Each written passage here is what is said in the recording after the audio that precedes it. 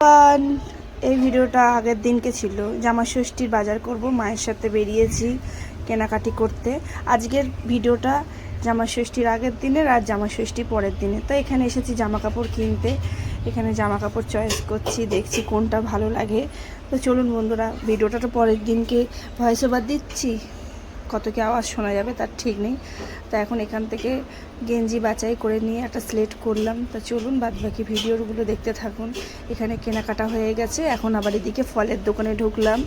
কিছু ফল কেনার আছে, ফল কিনে আবার যাবো ওদিকে মিষ্টি তো কিনতে। মিষ্টি কিনে নিয়ে বেরিয়েও পড়ছি।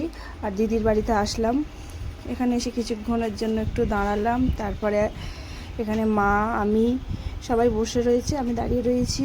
এখানে একটু চাটা খাবো, তারপর বেরিয়ে পড়বো দিদির বাড়ি থেকে। আজকে বাড়ি যাব, বাড়িতে থাকবো, কারণ পরের দিনকে ষষ্ঠী বলে রয়েছে, ওই জন্য বাবাটা আসার কথা। এখানে সব বাজার হাট করা হয়েছে, ষষ্ঠীর বাজার, সেটাই দেখাচ্ছিলাম আর কি। আমি মিষ্টি ফিষ্টি সব কেনা হয়ে গেছে।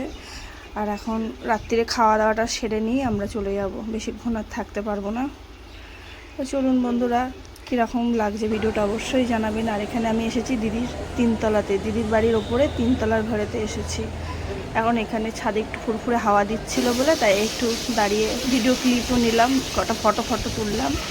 এবার পরের দিনকে ভিডিওর কিছু মুহূর্ত দেখে নিন। এখানে হচ্ছে মা ওকে সাজিয়ে গুছিয়ে দিয়েছে, এখানে বাটা সাজিয়েছে, এগুলো দিয়ে ওকে বরণ টরণ করবে। আর এখানে শাকটা আমি বাজাচ্ছিলাম, তাই জন্য ভয়েস ওভার দিলাম। বাদ বাকি ব্লগগুলো বড়। তো বন্ধুরা, এখানে ভিডিওটা আজকে শর্ট করেই ছাড়লাম।